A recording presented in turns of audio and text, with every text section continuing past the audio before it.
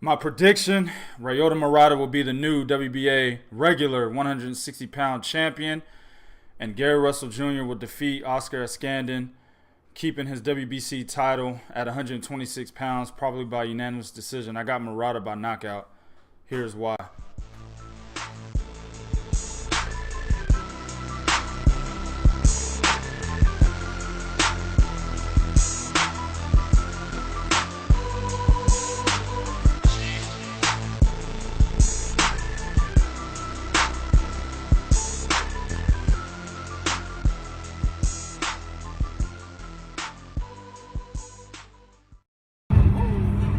What's good, YouTube? It's your boy 2K the God here.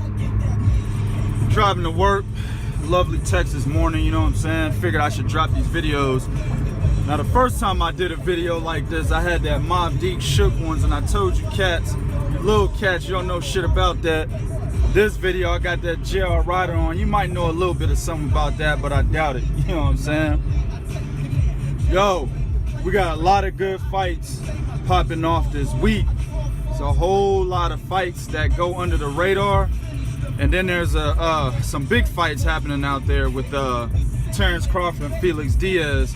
But we're gonna go to one of the ones that's under the radar in this video. It's gonna be Ryota Murata and Hassan and Jikum. Also, I want to talk about Gary Russell Jr. versus Oscar Escandon. Now, both these fights are really good fights for their own reasoning. Ryota Murata is a very good Japanese fighter, and he's actually a guy who he's on the fast track right now. You know what I'm saying? This motherfucker right here don't know how to merge in the lanes and shit. I can't stand that. Anyway, he's on the fast track. They giving him the Naoya Inoue treatment, and there's two other guys on the same card that they're giving the same treatment to. Hassan and Jikum, man, at one point, you would look at Hassan and be like, man, this nigga's a beast. He's gonna be somebody. You know, he's got fast hands, he's got quick feet, he throws combinations and bunches. He's not very accurate, but if he hits you, he can knock you out, he can hurt you, you know what I'm saying? But then, we've seen how weak his fucking chin is against Peter Quillin.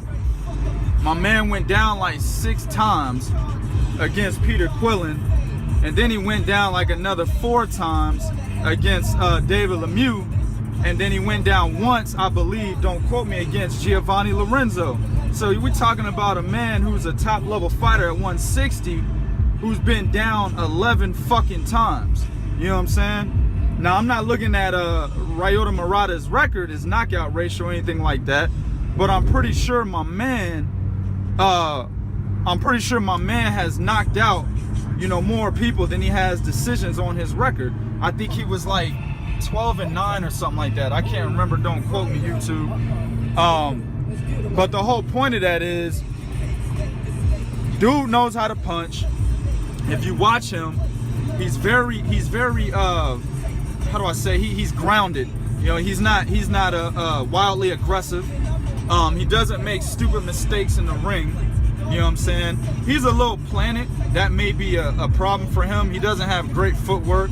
He really doesn't have great head movement. He keeps a high guard, very similar to Naoya Inoue. And I think in the video that I made in the Fight Alert series, where I talked about, you know, fights you don't want to miss that are up and coming, I think I mentioned that Ryota Murata is like a middleweight version of Naoya Inoue minus the combination punching, right?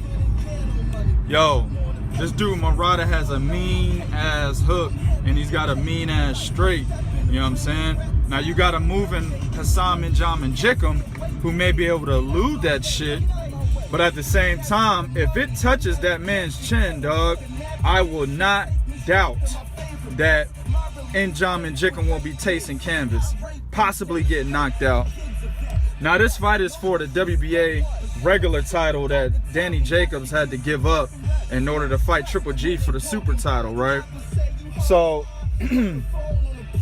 I don't know, man. This is one of those fights that can be 50-50, and it's not because of skill level, really.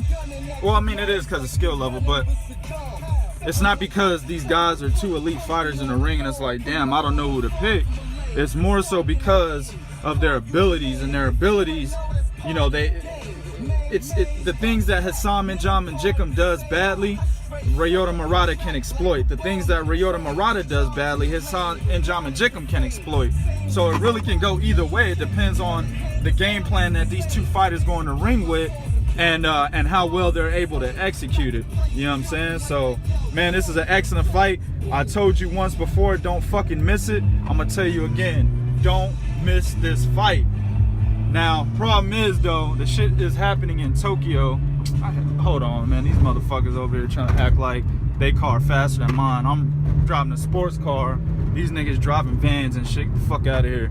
Anyway, but the fight is happening in Tokyo. You know what I'm saying? So what's gonna have to happen is a lot of cats are gonna have to wake up at like 6, 7 o'clock in the morning if you want to watch the fight live and stream it. Now, me personally, I like to watch live fights. I don't like to watch YouTube videos of fights and shit.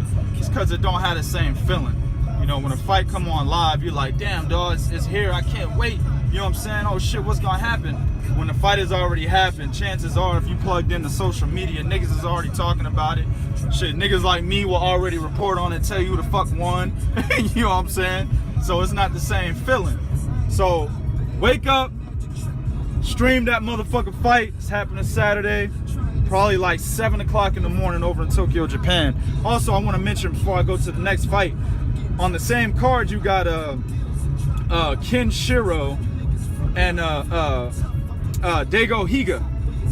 Those two guys are also very good Japanese fighters that are on the Naoya and Noye track. I think Dago Higa, he's 12 wins with 12 knockouts, and he's gonna be fighting a wily fucking veteran.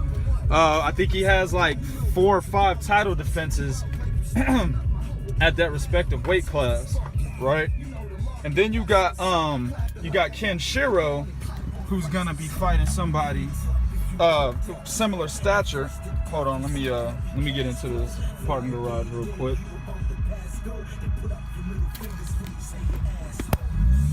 All right, so he's gonna be fighting somebody of, you know, similar status anyway, not stature.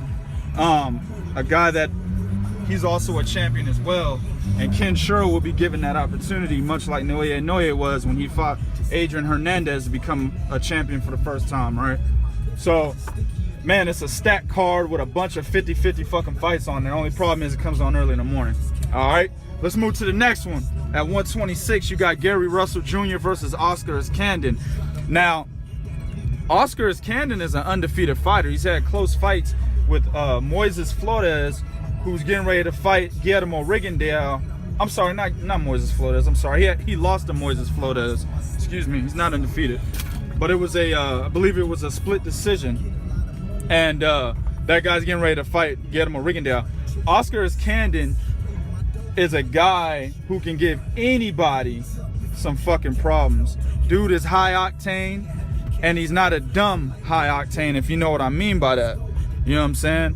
So if you're not on your game and you get in the ring with an Oscar Escandon, there's a possibility you may lose. Now, I won't go too deep into this fight, but what I want people to understand is Gary Russell has the ability to be a champion to remember, right?